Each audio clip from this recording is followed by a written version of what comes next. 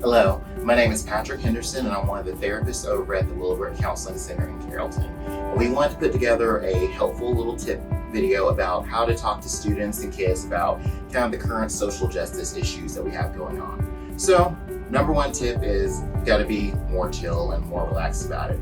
If you're avoidant and nervous about talking about these subjects, it's gonna kind of communicate to the kids that they should also be avoidant and nervous about talking about them, which doesn't really help anyone get anywhere. Tip number two is understanding that you probably may not always have the perfect language or know how to explain everything or feel comfortable even talking about this stuff. But honestly, if you can understand the plot of Zootopia and how that relates to racial injustice and different systems that we have going on with social justice stuff right now, then you can probably talk about this stuff. Also, there are plenty of books and other resources that you can use. But again, if you don't feel comfortable, if you feel like you don't have the language, it's okay just to say that sometimes too.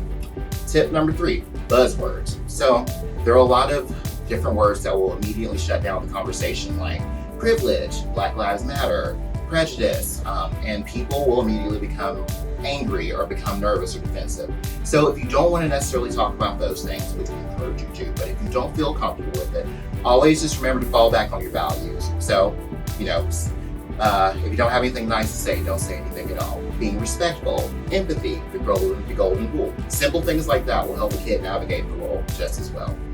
Tip number four is remembering that your experiences are going to be very, very different from your child's experiences.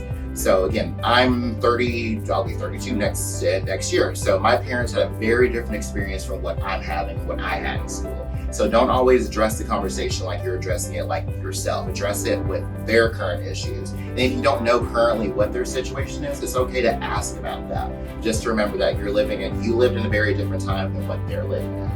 And tip number five is remembering that this can probably bring on a lot of stress and adjustment issues for your kid.